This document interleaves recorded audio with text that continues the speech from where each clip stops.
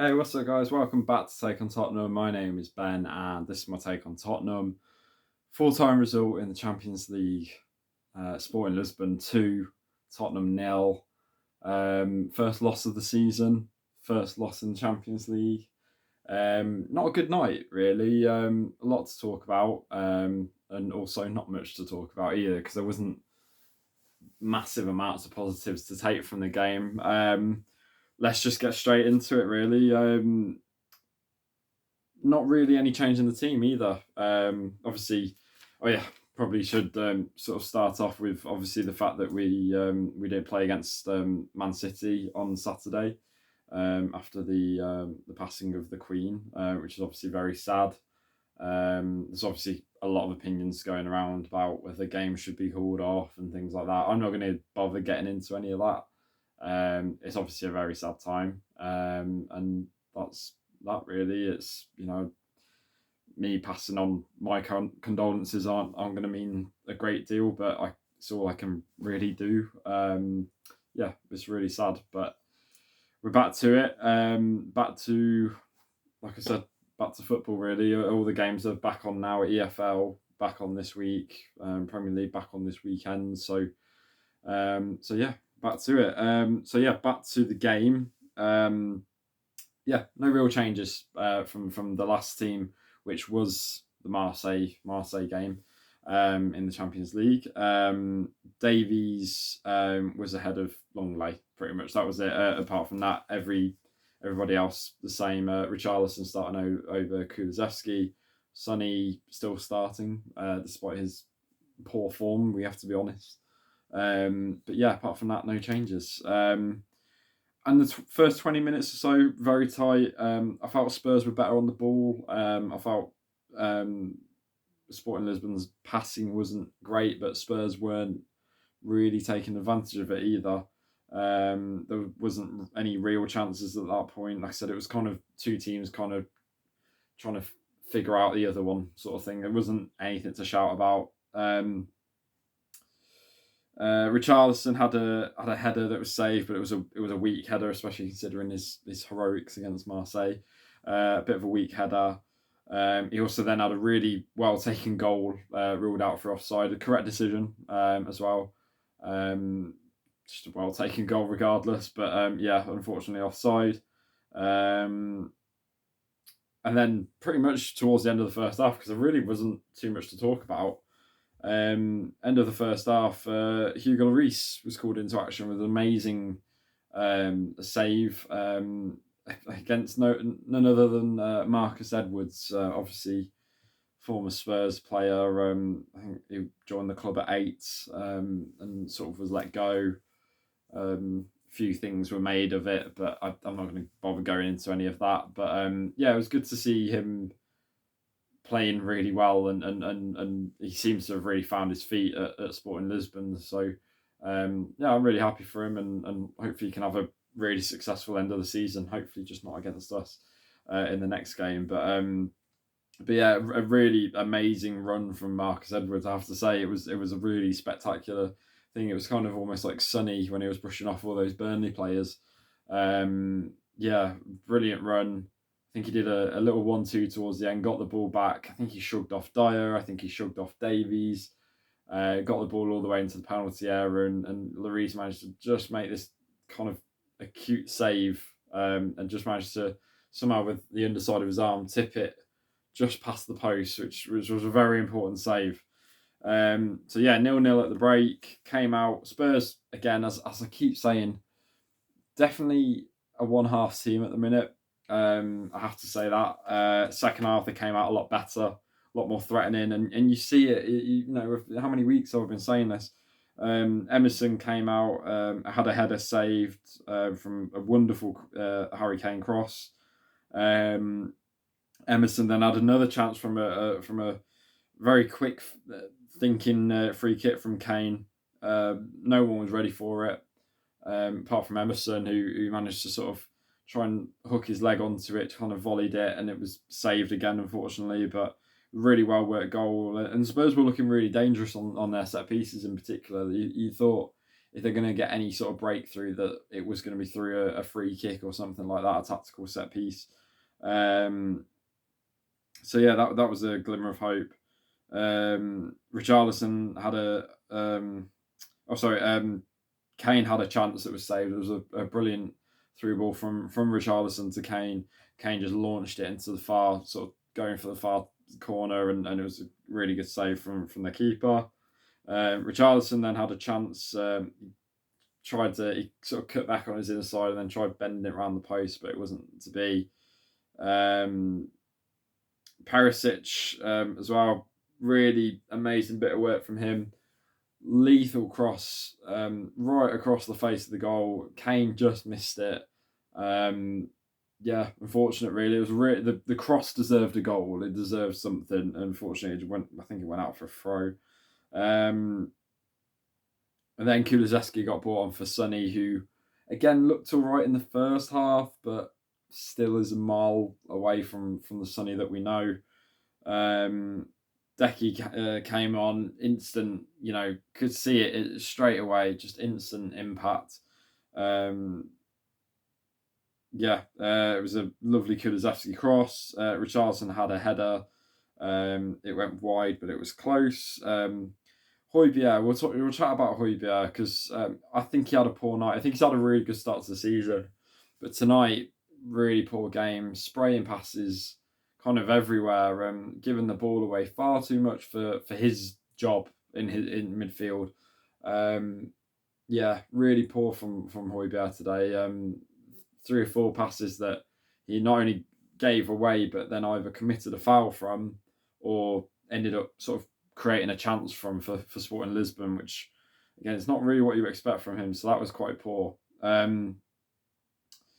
lot of misplaced passes. Hugo Lloris made an excellent save, and it's such a shame in hindsight that it kind of was meaningless in the end. A really good save. It was a lovely finesse shot. I can't remember who took the shot. Lovely finesse shot, about sort of 20 yards out, going into the far corner, and Lloris managed to get his fingertips on it, tipped it around for a corner. Really brilliant save, but obviously then the resulting corner resulted in the goal.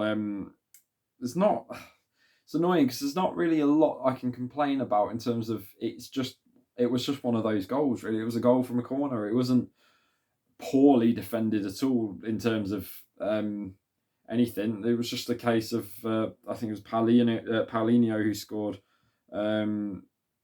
Just jumped a bit higher and got his head on it, and it just came off the back of his head, went into the far corner. My only criticism is that there was just no one on the far post. I think they could have maybe got on that, but that's it really with that one. It's just one of them really. And then the second goal I have a lot of criticisms about. Literally 2-3 minutes later, Sporting Lisbon went up the other end. We had a bit of an attack. They went up the other end and scored their second goal, and it was a really well worked goal from their perspective. I think it was poor from Spurs. I think I'm looking at Emerson Royal. I'm looking at Christian Romero, in particular who are at fault for the goal. I think Royal was just done far too easily in terms of. I think he was nutmegged as well, and Christian Romero. I haven't said it much in the past couple of weeks because I've had kind of more to talk about, but I feel like Romero's kind of been, I don't know, a bit timid. And I don't say that lightly. I'm a massive Christian Romero fan. I think he's such a pivotal role in that defence, and we're better for having him in the team for sure. But I think the last sort of 3 or 4 weeks, I've been seeing a different Romero to the one that I know and the one that we as fans know. That he's kind of been holding back a bit, and I don't know if that's just to maybe try and minimise the yellow cards that he tends to get, which is absolutely fair enough.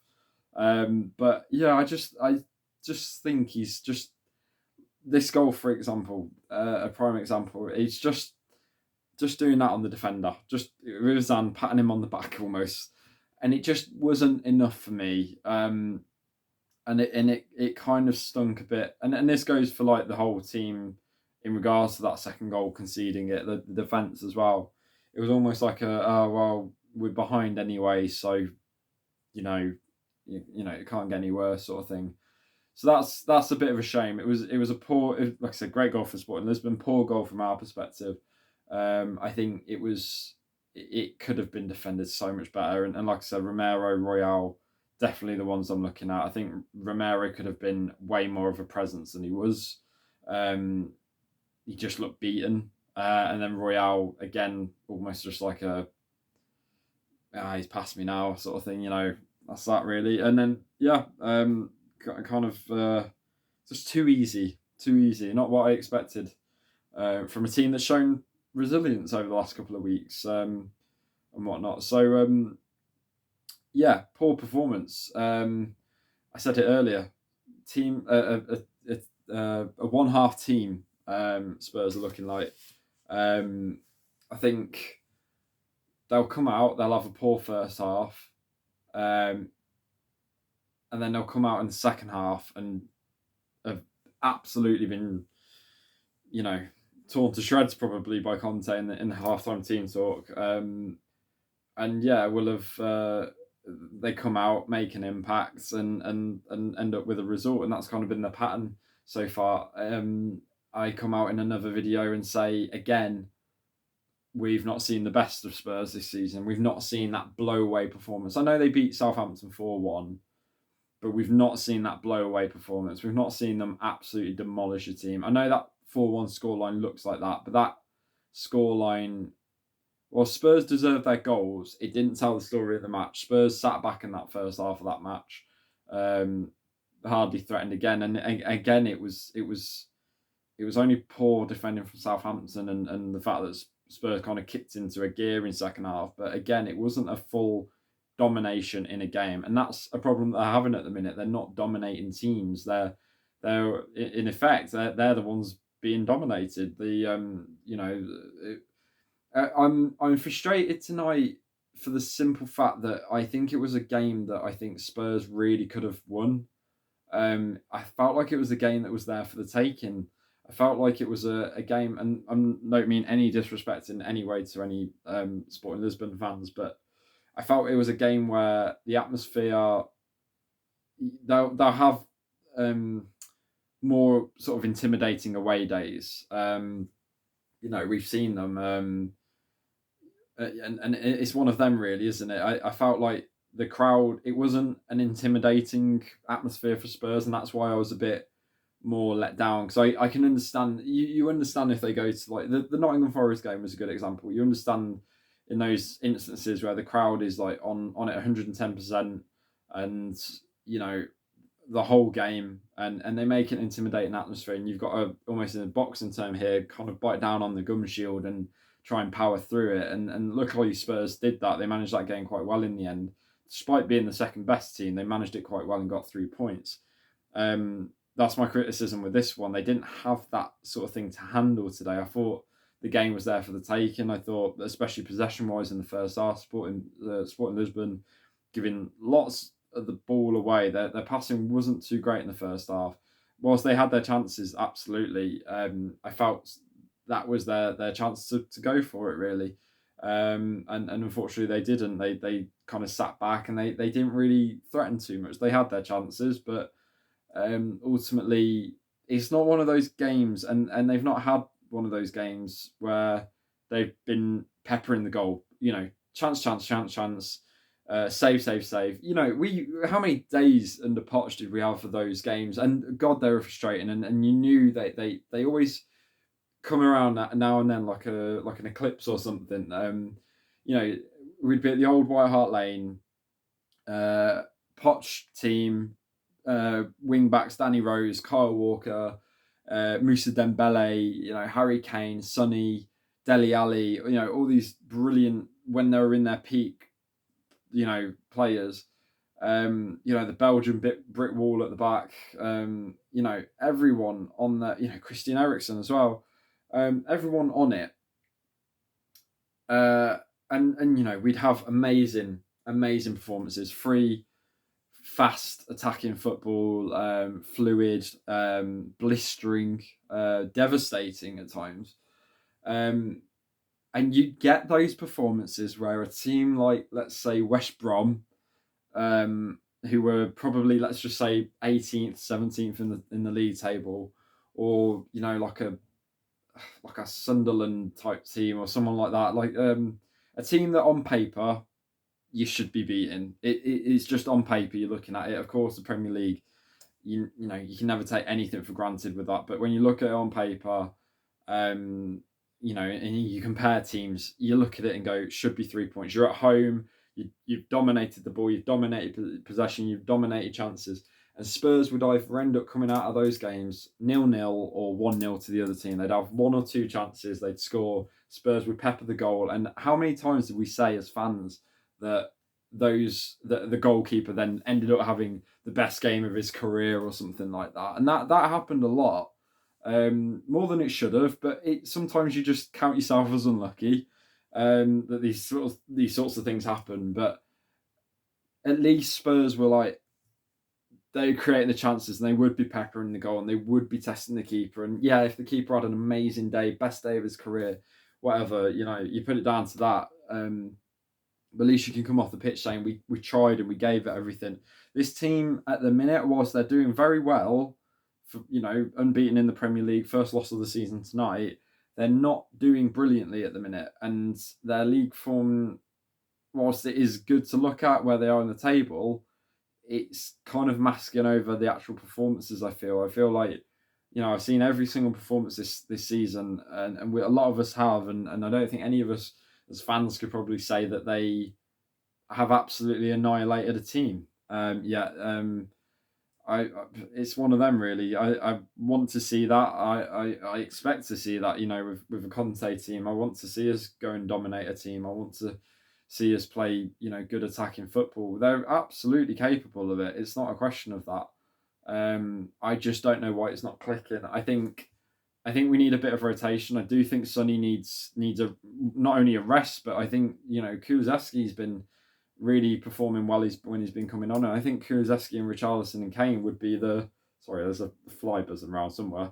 The Kulusevski, Kane and Richarlison are the informed trio at the minute. I think they're worth a shot. And I think bringing a player like Sonny off, I've said this in the past, bringing a player like Sonny on with 15 minutes to go is a game-changing move. You know his pace that late in the game. I don't see what the problem is with that. But Sonny continues to start. I love him. Don't get me wrong. Massive fan of Sonny. My favourite player at the club.